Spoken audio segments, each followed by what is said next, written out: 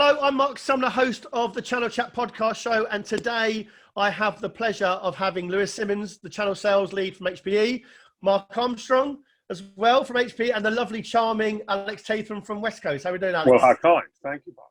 Yeah, and Lewis, Mark, you're okay? Yeah, really good, Mark. Good afternoon. Hi, Mark. Yeah, good.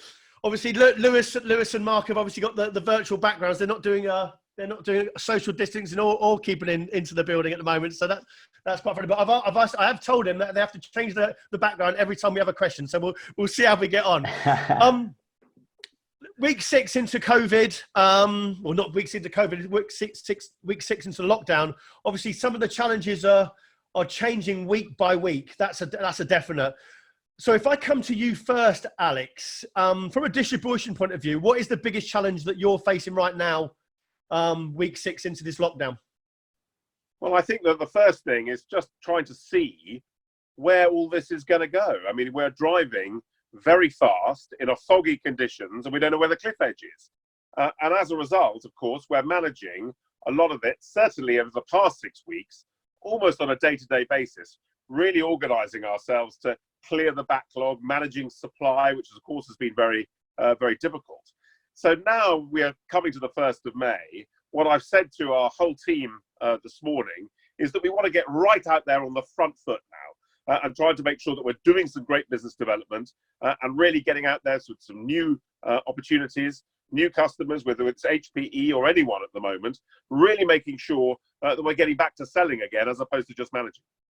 Yeah, and with regards to your selling, prospecting efforts, was it almost distasteful to do it when the first sort of 2 or 3 weeks because you were looking at your existing customers, or were you actually prospecting anyway in the first few weeks?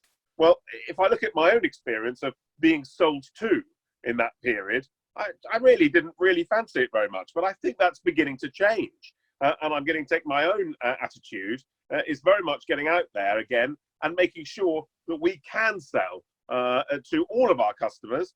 And I think there's much more business conversations beginning to happen now about how we get out of lockdown, how we then move forward as a business and as a channel.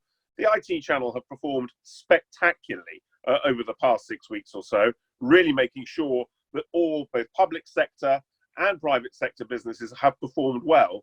And I want to make sure that we actually leverage off that and go forward to make sure that none of the vendors ever sell direct again. Yeah, and I'll let Mark answer that in a minute. But if we don't do that very often anyway, Alex. I know that. No. You don't need to, Mark. You've got us. Exactly. I mean, I guess for us, and I'm sure other vendors would agree that, I mean, the dynamics have really changed. You know, demand has not been a problem for us so far. It's been really good. Supply's been the biggest challenge for us, but then inside demand, you know, the dynamics of what's driving the demand and the different sectors and segments that have been driving demand over the past 5-6 weeks versus what we'd have expected are different. And therefore, for me, you know, a big challenge is looking ahead in terms of the pipeline that we have. And you know how solid that's going to be, how our customers are going to react now. Kind of, we move into the next stage around, I guess, more operational resiliency than business continuity. What that means to demand and how that changes it. I think they're the key questions for us in terms of how we predict, you know, what business is going to look like going forward. But you know, I think it's a positive position that we come from. And, you know, if you look carefully at the market, there are definitely areas of the market you can see and you can find which are in strong growth. The key thing is tapping into those and making the most of them. And staying with you for a minute, Mark, what were you seeing from your sort of customers in terms of demand of sort of products and services? Because I've almost seen it in waves myself. So like 6 weeks ago, grabbing stock, grabbing laptops, grabbing whatever we can to sort of get from home. Yeah. After a couple of weeks, it was like, right, actually, we're going to need a bit more permanent solution. Do we get sort of headsets, you know, Teams or whatever it is actually to have more permanent solutions? Now I'm seeing only in the last sort of 2 or 3 days, actually, right, do we need to think about security? Do we need to think about business processes, etc.? So what are you seeing right now, almost this week, from your corporate customers? Well, I guess so. So I agree with you. We've come out, I think, of quite a transactional period of we just need to get mobility working for a whole host more of our employees than we had done, and therefore we need to invest, and we need to invest really quickly. I think now IT organisations are stepping back and thinking around, okay, well, what's next? How do we optimise using things like VDI, the ways that we can deliver service? We think there's going to be more of a shift over the coming months to 2 months around more getting the strategic projects that were put on hold 6-8 weeks ago, getting those back on track, and also we see interest in what does post-COVID look like, and how does that change the nature of what the strategic projects need to be. And I think we'll see in the next couple of months new markets, new demand areas emerging as a result of some of those trends, which I think probably all know. And Mark, just to add to that, I think we've also seen some customers actually bring opportunities in projects forward. Indeed. So they're looking at what's happening in the supply at the moment around chips, around NAND, and all of that, and actually bringing stuff forward. So we've seen a lot of that in those big corporate customers bringing those, the whole year's spend forward. And if I stay with you then, Lewis, and so in terms of the challenges you've seen from a channel point of view, what's been the feedback from you guys? Well, again, I think I echo Alex's point, right? We wouldn't have got through this without the channel. So, big thanks out there to the channel. I think when I look at it, channel stepped up amazingly, right? You look at, through the crisis that we've had, areas such as, considering their own workforce, adapting their own operating models and steering customers through their IT demanding challenges, right? Short-term tactical requirements, as I said, as well.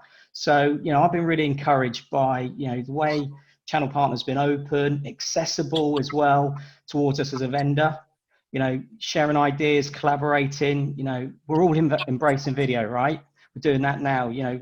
If we were to do a webinar now with partners, we're getting like 400 partners turn up over 200 different companies, where pre this, we were getting like 30, 40 turning up to some of this stuff. So, we've done a number of those in the last month, actually. We put together, some customer webinars, some partner webinars. We even have had, CCS Media, let's call them out, right? 40 of their sales staff turn up to listen to us talk about how do we sell in uncertain times. Going back to what Mark talks about around VDI, what do we got around our portfolio around networking products, selling into that SMB mid-market, offering where there is a challenge, right, at this moment in time. Yeah, no, absolutely. If I come back to you, Alex, what do you think the sort of channel was sort of learn about the resiliency of Westcoast as a business and the channel in general? Well, I think that the first thing and most important thing for our business must make sure that it is resilient. We regard, I think, ourselves as an essential service to keep that channel going, to keep our customers going and keep them alive. And I think it's really been important to make sure that we get that right. We've clearly been prioritizing public sector work, and that as stock begins to free up now as it comes in from China, and there's more opportunity with more stock available, I think you'll begin to see us being able to get back onto that front foot again. But certainly making it resilient for everyone up and down the channel, both for vendors and customers, reseller customers, is a critical part of what Westcoast does. And I think Westcoast and all distribution has been absolutely fundamental in making the channel work at this particular point. And of course, it's going to be even more important in the future. Yeah. And staying with you, Alex, for a minute, are you still seeing, obviously there's going to be challenges around the warehouse and getting people into the warehouse, whether they're, they've got COVID symptoms or whatever. Are you still seeing challenges around getting stock out into the market? Well, the answer is that there is still a little bit of less flexibility than perhaps Westcoast would normally be well known for, because of course we just can't do same day deliveries in the same way. We can't do collections from the warehouse and all our warehouses in particular. But actually what we're finding is that some of our resellers are beginning to outsource their business to us even more, because one, that's cost saving, that's cash saving, and actually it creates a lot of resilience. It's an opportunity to make sure that a really safe warehouse like Westcoast is able to take quite a lot of that heavy lifting off resellers. And I'd encourage them all to engage with Westcoast at the moment to be able to do that. If you're also seeing vast quantities of configuration come through Westcoast, and when I say vast, I mean vast quantities. If I come to you, Lewis, around that as well, so the resiliency that you're seeing in the market, what are you noticing right now? Yeah, I think we acted really fast, I think, as a vendor, actually. So, you know, partners are at the forefront of everything we do, right? Partner first, that's in our core values. So when I look at, you know, we treat our partners as our own extended sales force, right? So, you know, we're giving them access to training, the same as our own salespeople. We did a few things around financial offerings and relief and support initiatives. I don't know if you saw them. You know, we blasted them totally out on social media. You know, for partners, you know, we worked around, you know, how can we improve our liquidity with our partners and do things like, you know, early payment discounts out there for partners, because we see the whole ecosystem. You know, it starts with distribution, it goes through to resellers. So we've got to keep the whole channel in that liquidity. So, you know, for individual partners around our partner program, you know, we've even done things like suspend the partner revenue targets for FY21. So we're already looking out until next year. So we've put a suspension on that to really help as well. We put all of our certifications online as well for partners. So we know that people are going to be sat at home. So let's make sure that we've got our certifications available. Things like virtual demos, Mark, and POCs. We've opened up all of our executive briefing centers across the world that you can now do a briefing online with your customers, with the partners. So that's all available, POCs. And then that piece for customers around financial support. You know, we announced 2 billion of liquidity of funds for customers, whether that's with, you know, things like our payment relief program, where, you know, companies can defer 90% of the costs until 2021. So basically paying 1% of the solution back over the next 7 months per month. And then, you know, again, deferred payment terms as well that we've put out there into the market as well for customers for 90 days. So lots of stuff, load of customers utilizing, you know, generating cash from their assets as well. We're seeing that, got some really good examples. But when we put these out, by the way, 2 weeks ago, we had a demand around about 2,000 customers contact us worldwide around these offers. And it's not just really good. financial Really offers. good. Yeah. That's great. That's great. That's great. Now, Mark, you're obviously in a unique view outside the channel by getting that end user touch. Sure. What are you seeing from a resiliency point of view, not only as a business, but also from the customers you're serving? I think one of the amazing things is how resilient our customers have been and how fast together with our customers we've been able to react to create the solutions that those customers have needed to solve for their, you know, for their employees. You know, there's some incredible statistics about organizations that have geared up for hundreds of thousands of employees moving into a new mobile environment, and the way that we've reacted together with our customers to do that has been, I think, pretty incredible, and again just shows the resilience of business and of our partners and of our service organization to enable that kind of thing to happen. And you know, I think it's probably testament to the fact that we're starting to see, or as I said earlier, you know, we're starting to see a shift moving, I think now more towards back to the strategic thinking and programs that customers were thinking pre-COVID already, as you know, I guess we're sort of entering into the next phase of what this pandemic is bringing us. So, you know, resiliency in that respect, I think we're seeing resiliency in terms of our pipeline. So our quarter literally just ended. Probably can't say too much about that. I said a little bit about it earlier, but looking ahead for Q3, they're looking at the dynamics of our business, looking at pipeline in terms of the number of opportunities that we've got, the nature of the opportunities that we've got.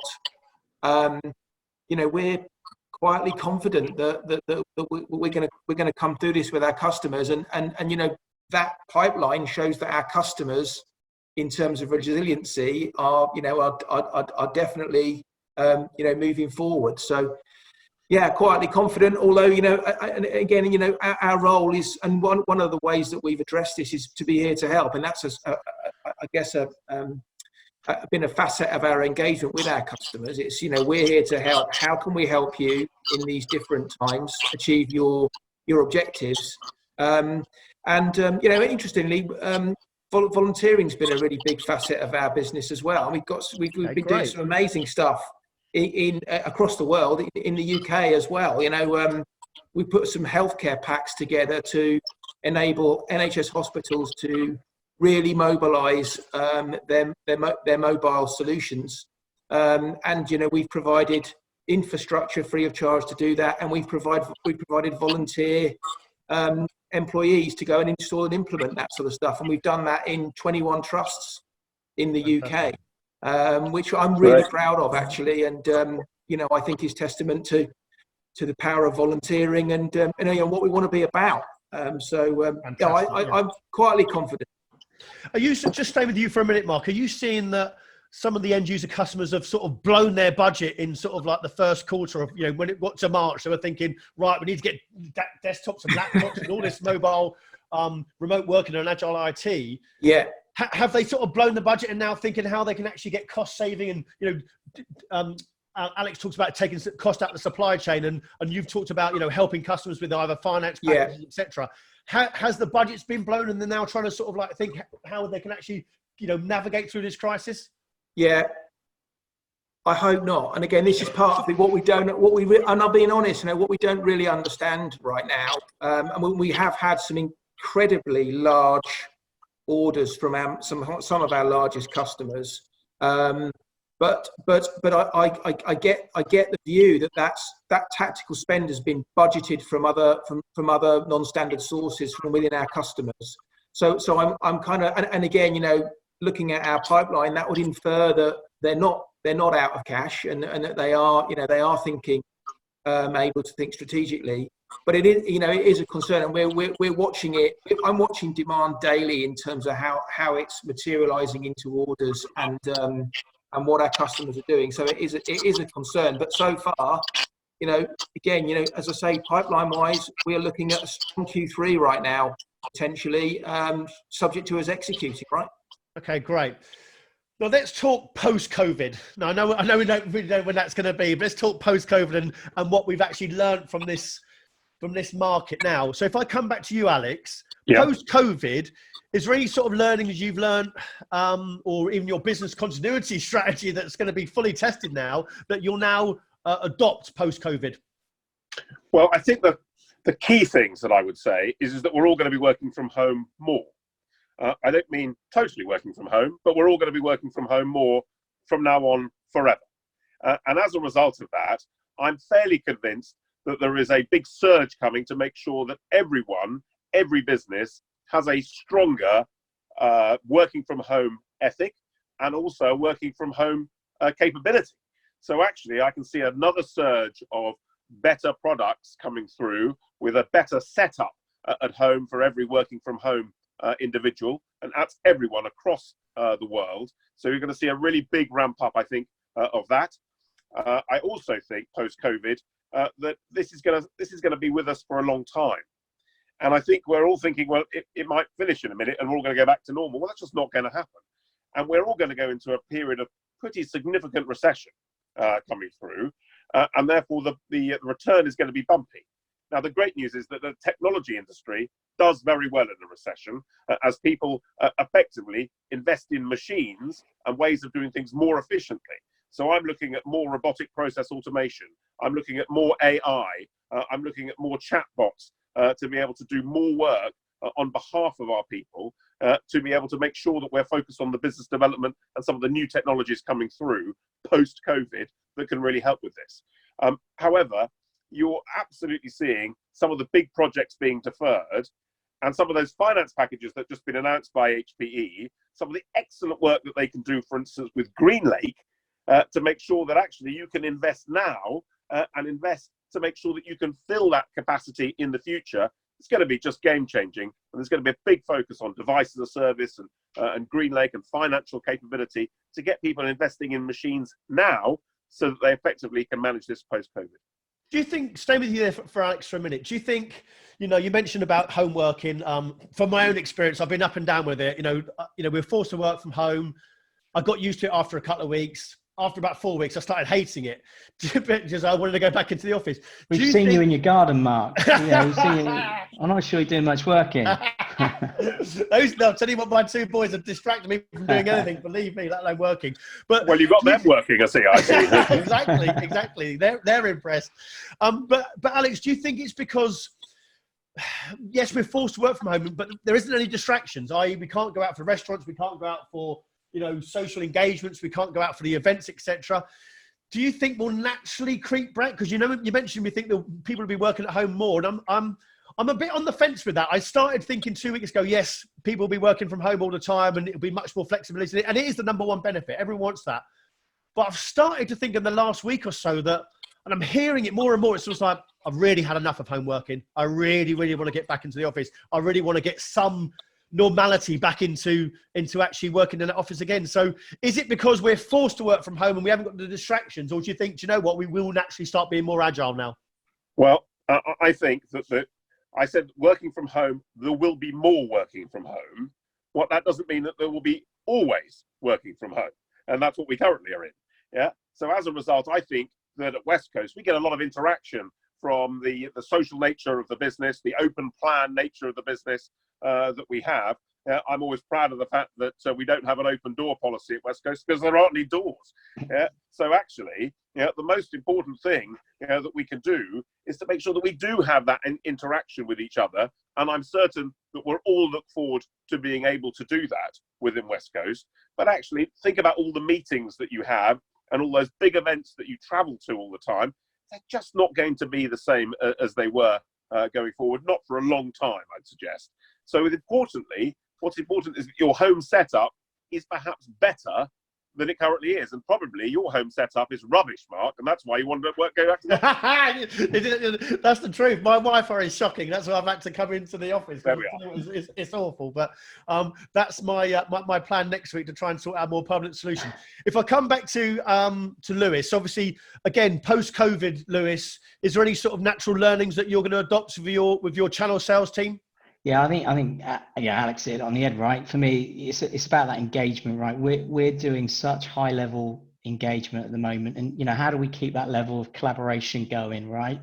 Moving forward, and it's about understanding, for me, how we're winning together in certain customer pursuits, because I'm definitely seeing some very good wins out there. Talking to C-level people, and that's what I do that anyway, right? But you're having such regular contacts with your connections, weekly, and I want to make sure that we can carry on doing that. But also, if I take my sales team, they're working in a different way with their partners, right? Again, they're still, their currency is going around partners, talking around our propositions, our strategies. So they've had to adapt and do that in different ways. And I'm seeing some really good, innovative ways that the teams are doing that. We've all been laughing about virtual beers, virtual coffees, all this sort of stuff. We've even had virtual come dine with me. So I think, getting that stuff out in a different way, I think big events will change. We've had to look at our marketing funds for H2, right? And look at how we spend our marketing funds with our partners, because we know those big events won't be there. That funding that we're giving, we're trying to do more on the enablement with partners for our H2. So, and telemarketing, I hate telemarketing, to be fair, but telemarketing, who are you going to phone up, right? Some of these companies are not there at the end of their switchboard and they don't want to listen to somebody selling to them over the phone. So you've got to do stuff in a different way. So for me, a force for good, listening to what we've got to sell to our customers. Mark's mentioned a few of them that we've done. I think it's going to be different, but how fast? Personally, I love the office. I'll take one of Mr. Armstrong's quotes, salespeople are social animals. So we want to be around people. Working from home for me isn't a good thing. I'm talking to myself. So I can't wait to actually get back. Well, with this beard. not with that look. People that know me know this doesn't normally happen. So I want to get back into an office in a way. If it comes to you, Mark, obviously from that point of view, is there any learnings that you're going to adopt post-COVID? I think Lewis has just taken himself out of his straitjacket to get on the call. I mean, I think a positive learning is again, how radically we can change the way we do business in almost overnight timeframes and still maintain business. And I don't just refer to HPE, I refer to industry in general is one massive learning. I think the key thing for me, and I'm like Lewis, I'm a social animal. I like being around people. And one of the things that I think we need to work out in this new world while we're in it is how we replace the water cooler conversations that are often so valuable, especially in a sales context. The calls that we have now are typically very structured, which is good in one sense, but then how do you account for and learn to learn in an unstructured way, again in a virtual environment? And I think what we're thinking about is how we facilitate more of that virtually, because I'm not sure we've cracked that quite yet. And to Alex's point, I think we're in this for months and months ahead. The better we can be at things like that, then I think the more successful we'll be as a sales organisation. So that's a key thing that we're thinking on in terms of learning as we go forward. Great. I've got a question from one of the audience. Christian Burson has put a question in the chat box, and it's to Alex's point. With more people working from home, Alex, are there any obviously products or types or ranges that you think might be under threat post-COVID or not needed anymore? Well, I don't think not needed. I think it's the wrong word. I think that they can maybe needed less if you're working from home less, but you're likely to print in the office less. So we've already seen a significant reduction in office printing products that Westcoast sell and some of the toner that goes along with that. Conversely, of course, you've seen vast quantities of home printing, and ink is the most precious commodity in the world at the moment. So there's a real a flex at the moment. That's going to flex back slightly as people go back into the offices. But I think people are printing less, and I'd certainly see that particular area of business. I can see retail really struggling as an environment in the future, certainly post-COVID. And of course, you're going to see much more e-tail. And some of our customers that haven't had an e-tail environment, I think must invest and make those investments now to make them more resilient as well.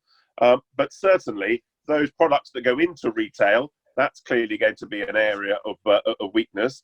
And I think that really is a sector area here. It's an industry segment as opposed to a product segment that's really going to have an impact on where the investments are. I think, however, most people will be having a hybrid cloud situation. I've read plenty about is everything going to move into the public cloud? I don't believe that for a second. It's far too expensive, far too dangerous to be able to do that. And that hybrid cloud investment is absolutely critical, I think, to every part of and every business at the moment, and getting work to the edge. And I'm certainly seeing plenty of opportunity to do that too.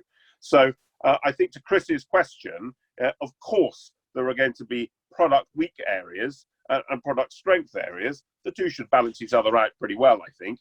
But nevertheless, I still think there's going to be a huge surge in better equipment to working from home, more monitors, more webcams, more a better working environment. And I'm certain that everyone will make those investments now, because if there's a second spike and we've all got to go work from home again, they don't want to be caught on the hop anymore. No, and I echo that. I'm seeing that myself. In terms of the opportunity, now, we're lucky that we're in technology and we can assist the sort of the remote working access and, laptops and agile IT. If I come to you, Lewis, where do you see potentially the opportunity now during the next sort of 3 months? Firstly, I'm going to go to Alex to get a new chair. Actually, Alex, this chair is bloody killing me. So that there we are. So, at least you've changed the location. You're in a different location. You've got a different background. This location, I'm missing London. So this is our London headquarters, and this is the lovely staircase that we've got in there. So there you go. Well, if you're sitting on the staircase, that's not very helpful, is it? You're right. Let's get back to it. So I think opportunity for us, we see, Alex has mentioned it, right? Green Lake, right? So, that's our North Star, everything as a service. And we're starting to make an impact now on, how customers consume IT. Alex mentioned it earlier, right? So we're really working hard on our offering around GreenLake. We've got roughly about 20 partners now signed up in the UK. The pipeline's growing. The program is getting, it's getting to be a really robust program. And I think for me, the challenge is it's just like when partners started doing their own managed services, right? And their salespeople find it, people find it easy to sell server storage, networking. This is a different way of selling. The commissions are different as well, and how you pay your sales staff. So I think customers, especially in this current environment, GreenLake really fits. Yeah, so that ability, I think what we're doing now, some customers need to really flex up at the moment, take online grocery, that needs a bit of a flex up, some of the financial institutions. So the ability with GreenLake, the total CapEx up front, you only pay for what you use. So that, for me, if I could get one offering out there for partners to really get on board with us, speak with your PBM, speak with HPE Financial Services, that's the area for me. Well, speak to Westcoast because we'll help you with that. Totally, yeah. You've done some very good work with us, and you've got some good IP as well, Alex, on that. So And if I come to you, Mark, I've come to you, Mark. Yeah, just building on actually some of the points that were made. That were made. It's interesting because the point around cloud and the implementation of private cloud. We've seen an uptick in terms of the amount of the proportionality of software-defined solutions that we're selling. We've made some of our software available to our customers free of charge on an interim basis to enable them to set up some of the remote management and remote operations that enable them to work more efficiently. So the ILO tool set for us, we've seen a doubling of the amount of InfoSight implementations across our technologies, and all these technologies are effectively enabling our CTOs and their organizations to operate their systems remotely in an AIOps type environment.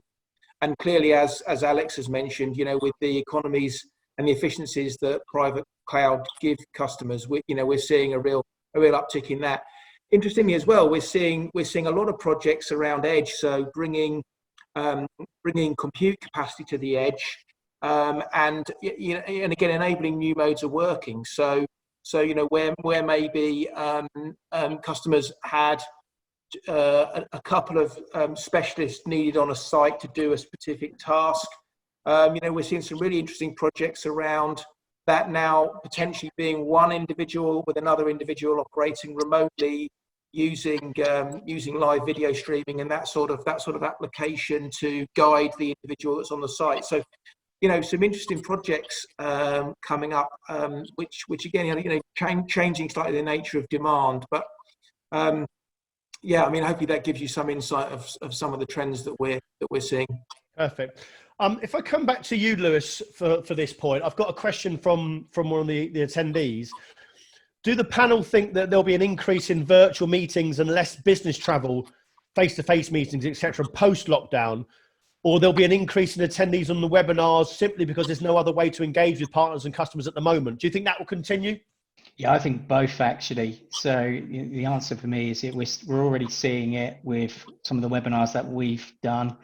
Interestingly, we had our CEO Antonio on a webinar yesterday with partners across the world. I think we had something like 500 channel participants on that webinar. It's actually recorded, and there's another one that we've got in a couple of weeks' time. So definitely seeing that. I think again, partners are going to need to assess, when when we're out of lockdown. We already saw, some partners, shutting up the shop for vendors to come in. So, I think it'd be a gradual approach. I'm really encouraged with, the attendees that we're getting to some of this stuff, but it needs to be interesting as well. It can't be, the same old.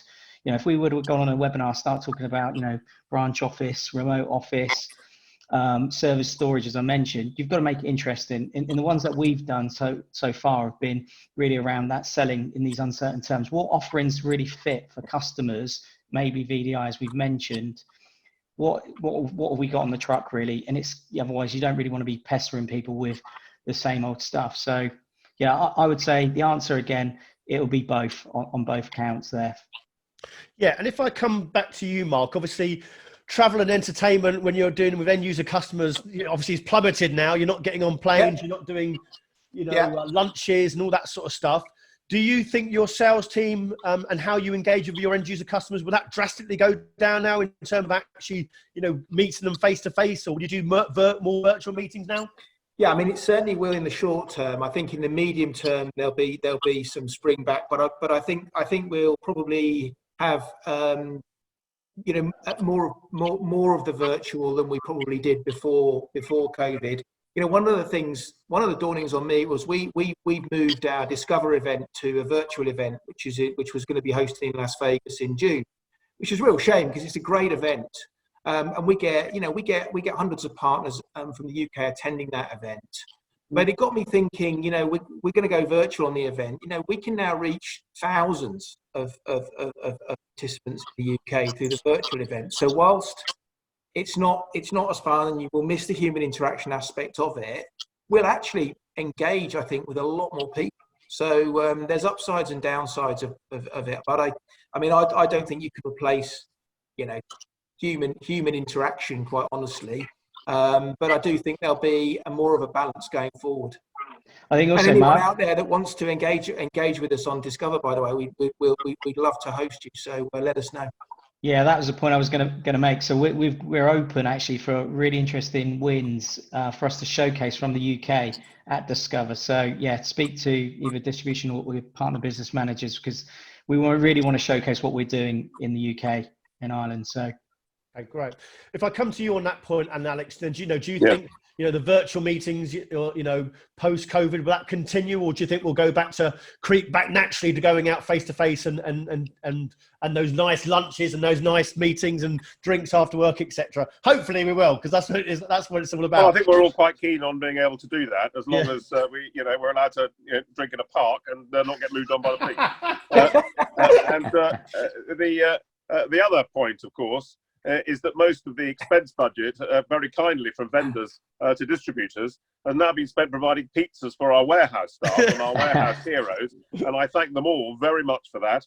The warehouse staff absolutely need our support, because they have absolutely been the heroes of the hour, making sure that we are still trading and doing all the things that we're doing. They have a riskier job to do, and our job is to keep them safe, of course. And of course, it's the vendor's job to keep them well fed. So thank you very much for all the expenses that's been levied there. However, of course, we're keen to make sure that there's some social interaction. I'm sure my wife is fed up with me, particularly of all the exciting work that I'm talking to her about Green Lake. It doesn't quite feel the same. So nevertheless, I really want to make sure that we get out there and make sure that the channel really feel the energy that Westcoast so often give to everyone. And I particularly want to make sure that I can do that too. So, of course, I'm keen to make sure we're out there, as long as, of course, something's open. Brilliant. Of course, there's going to be opportunities in the market, but there's also got to be considerations around the threats of what's going on as well. So if I come back to you, Mark, first, where do you see potentially, the threat is for the end users out there in the moment? At a macro level, and again, this worries me when I think about the impact of the recession on industry in general, and and how much of that is going to hit us. So our economy can't decline by 30% in a quarter, or like GDP -6.5% in a year without that impacting. And I do agree with Alex's point that digitization is going to be a positive outcome of as we come out of this, but at the same time, that kind of impact has to surely have some sort of impact on our demand. So I mean that is probably one thing that's put my biggest concern. There's the put and the take. Digitization is definitely going to support us go forward. The fact that there's going to be thousands of SMB and mid-market customers that have unfortunately not made it all the way through will equally have an impact, and I guess it's the balancing act between the two. Great. And if I come to you, Lewis, on that point, where do you see potentially the threats for the partner community? Again, I'd probably say around things like, partners are looking at short-term and medium-term strategies, aren't they, right now? So, and we know there's a big temptation at the moment to, furloughing staff. So I think, you've got to think around the go-forward plan. Really, when we're out of this, at the moment, we know it's a good time to use those staff maybe on training, get them into some of these future business models that I talked about earlier on things like Green Lake to help them get back into growth. So I think, that we're working with partners around that short-term and medium-term strategy. So I think that's, don't be too hasty in what you're doing. There's plenty of ways for us to get some growth back into the market with the technologies that we have. Well, Right, and to you, Alex? I'd say inaction is not an option. You must get going on pivoting your business, making sure it's agile and doing something. Because I can assure you your competitors are doing something. And therefore, if actually that you've taken some action now, that is a good option. You must take action and pivot your business appropriately to make sure it's survival. And actually give yourself some options. So clearly, a lot of businesses are making sure that they understand the cash flows, they understand who their key suppliers are, working with them hard. And now is the time, perhaps, to get out there and make sure that you are doing some business development and talking business with your end user customers as resellers, and making sure that you're really attached to their business strategy and how you can help them preserve cash and keep their business alive. So inaction is not an option for you, and hope is not a strategy. Do you think, Alex, staying on that point, do you think there'll be companies out there, partners out there that have got credit lines with distribution across the whole, and they might not have, they might get that credit cut because they just haven't got the cash flow to actually maintain that? Because there's going to be casualties. I know it's not nice to say that, but there are going to be casualties, and there's going to be consolidation in the market, I think, around IT. But do you think there's going to be, credit lines are going to potentially be cut? And so you're actually thinking, you look at that partner, you're thinking, oh, actually, I don't know if they're going to be able to afford to pay the bills. Well, let's face it, the most important funder isn't a vendor, it isn't a bank, it's actually your credit insurer. And when I say your credit insurer, they obviously insure distribution against reseller debt. And actually, that is a critical relationship that you as a reseller must have with your credit insurer. And all the credit insurers that insure distribution debt, in a similar way that we have exactly the same kind of relationship for the debts that we have with our vendors. Actually, it's credit insurance that is going to be the most critical part of us getting out of recession quicker than anywhere else. And clearly, credit insurers are taking risk off the table. They've been very supportive, by the way, of the IT channel because they've got many worse issues. But of course, as a whole, they're going to take some significant losses as a result of all of this. And that must affect everyone's ability to have credit. So in order to be able to do that, what you've got to do is to make sure you're engaging with credit insurers, showing them your books, really making sure that you're very open with how you're doing and how you're getting out of this. And I would suggest it's credit insurance that is utterly critical to the success of the entire economy of the Western world. Okay, great. Coming to you, Lewis. Last week, James Hardy mentioned a great initiative that CCS Media were doing, or they'd implemented last week, after his teams around mental health during this lockdown. As we adopted this sort of new normal, how are the panel thinking to keep their teams sort of high-spirited and during this difficult time around well-being? Yeah, we're doing quite a bit as a vendor. So we like James mentioned, and I think who else was on your panel? It was David Watt, wasn't it? Yeah. So we've got various packages that we obviously subscribe to with people like AXA and Bupa. Myself, I actually went on a course around sleep management only yesterday for an hour. So I think we've definitely got the packages available. I need it, Alex. Through it, Lewis. It's very good. Yeah. I tell you what, it was very. Yeah, I'll tell you offline about it. Actually, got me more worried than good, I think. It's amazing what that sleep does for you. So yeah, we've definitely got some packages. We've opened up Headspace as well. I know James mentioned that. We've got that available for our teams. The volunteering work is as well that Mark mentioned. So there's plenty of support, and we're not putting pressure on our teams. We're not doing that age-old thing of checking in with, just for the sake of it, to make sure that they're working. Our check-ins are all about, making sure that, our teammates, our employees, our co-workers are all well, and, we're here to offer support. Mark does 3 times a week with us, right? And I can guarantee you those 3 times a week isn't about me checking my forecast. I've got a different call for that with Mark. It's easier that it's virtual, by the way. So I think, you know, there is a lot of work that I'm hoping that all vendors and all partners are looking at with their employees to safeguard. Yeah, great. Mark, have you got anything to add on that around the wellbeing?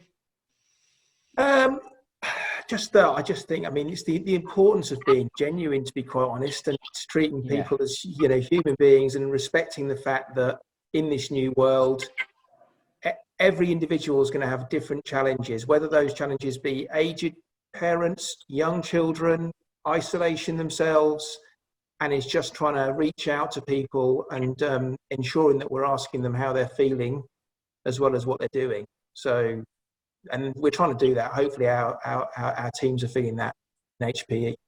Great. And Alex, just on that point, obviously to Westcoast, you've obviously got people in the warehouse, you've got thousands of staff, hundreds of staff and thousands of staff working from home. Is there any initiative that you're doing, or how are you actually keeping in contact around the wellbeing piece? Well, I saw that David was doing this last week. I have a weekly call. I've just had it. It's 11 o'clock every Friday that I give to every single member of Westcoast, no matter where they are and what they're doing. They're welcome to log on. I'm very open with that. We've just done a staff survey with everyone to see how that they're feeling on a sort of mass scale, to make sure that we try and address any issues. People who are feeling unsafe, of course, that is a critical part of make sure people are feeling safe in the work that they're doing, both at home, and of course we owe them a duty of care. And it's a really important feeling that that they get that, and they actually, you'll find that our HR teams, and we have a well-being team that is trained on making sure that mental health is a critical part of that, and they reach out to people that have sought some help, or actually the managers have referred them. So there's quite a lot of work that goes on at Westcoast to make sure everyone is part of the program. And then, of course, they log on to the Alex Tatham family quiz nights on Friday nights and see me in my gold lame jacket. Are we able to join in on that, Alex, as well? You're going to send that as a link for us. Send a link to that, yeah. Mark, I think another point is that, we lose, because we're actually sitting at, these screens and we're doing these video calls. We seem to be doing it longer and longer. So we've lost that thinking time that we once had as we travel, right? And, you might be going up to, I don't know, Milton Keynes, whatever. There's an hour and a half trip there, or 2 hours into London. So on the train, so having that thinking time for me, again, it's trying to get that back. And that's a challenge, right? That's a really good point, Lewis. I think that's really good. And that wind down at the end of the day you have on the commute back home. So, I feel that there's a number of things that affecting all of our abilities to be able to be effective. I'm certain of that. And I really think that your point is well made about that wind down there. Yeah, it's interesting because I'm finding that myself. I'm almost looking at my diary thinking, right, I'll book 10 to 11, and then I'll book 11:15 to 12:15, and that 5 minutes I'm scrambling around to who I'm speaking to, etc. I'm having logging on problems or trying to log on, etc.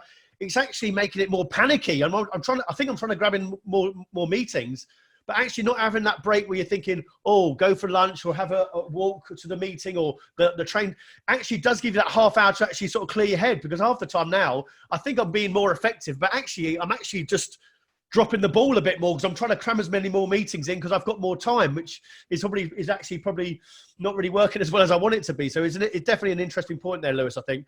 One of the points that's come up from the panel, from one of the attendees, it's to Lewis and Mark, and what their thoughts are on this. Now that hybrid and cloud service capacity is almost a necessity, the days of on-prem service could be coming to an end, and a simple domain controller or box print server could be all that's needed. That's a SaaS is cloud, and offices are probably going to shrink. That's from Chris Parker. So if I come to you, Mark, first, what's your thoughts on that?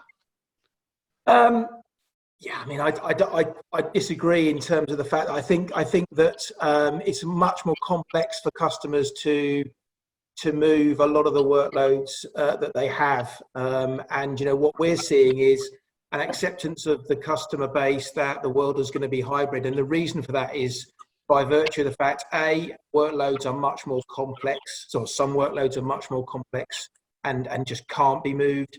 There's a lot of statefulness there, which means that it's far more efficient to drive an internal or private hybrid cloud.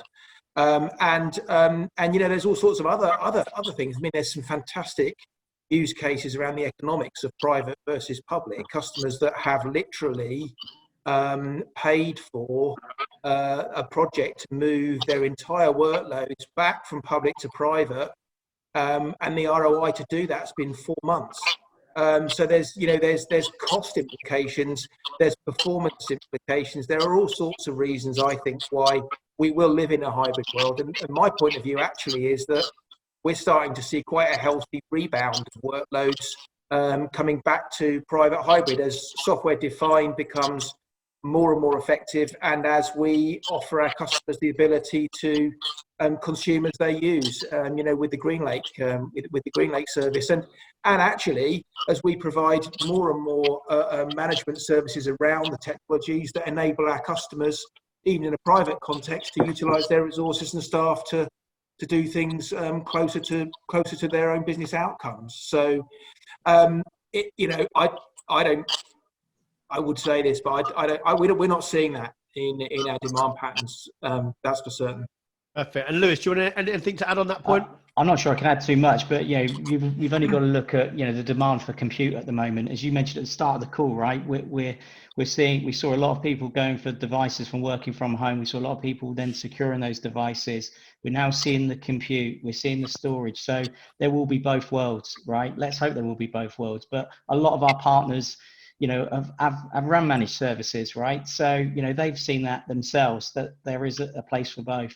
And technologies such as things like InfoSight as well, probably throw that in on now that is available, that AI that's now across all of our platforms, whether it be compute, whether it be Nimble, where it started, that AI piece there is really helping our customers manage their platforms, and actually, it's taken out a lot of the issues that they would have had in that infrastructure. And I think actually, just to build on that, Lewis, the edge to cloud phenomena that we're also seeing. So we're seeing huge increases in interest and implementation around computing at the edge, because we all know that the majority of data is captured at the edge.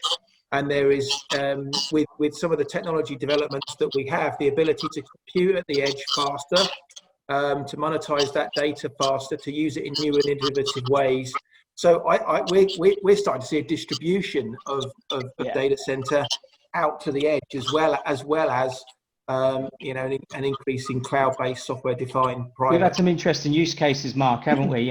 We got that one of what's the one of the bus company, taking on edge on their coaches. Right? Yeah, I mean, so the ability to put a compute device inside, or any mobile coaches, tanks, doesn't.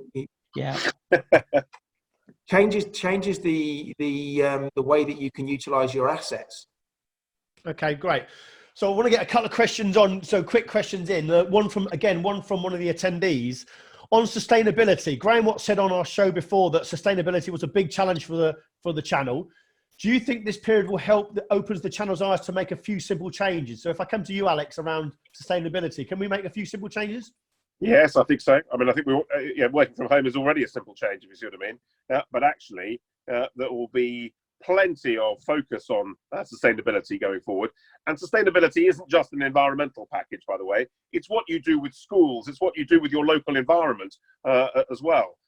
And one of the things that's happening with schools at the moment, of course, is that they're not working from home, and we're leaving a whole bunch of kids behind now who just haven't got the computing that they need. And the connectivity with their schools that they need. This is a major issue, and I think that you're going to see enormous work from the Department for Education. But actually, I'd encourage everyone listening to this to make sure they're engaged with their local schools and really making sure they're engaged with that local community. They need your help badly at the moment, and I'd really encourage everyone to do that. And I think that isn't just an environmental point. It's really about a local area point that you need to help with. Yeah, perfect. And to Lewis, on that point around sustainability, any simple changes we can make? Yeah, well, the IT industry has more pollution going into the atmosphere than planes, not this moment in time. So, IT industry has to take accountability in this. I think things like, pre-owned technologies, we've got a European centre up in Erskine, where we take back old equipment, recertify that equipment. In fact, that's being of good use at this moment in time, actually, where some customers with demand are having to look at some of the pre-owned technology. So we've always had a sustainability program, and I think it will be enhanced as we go forward.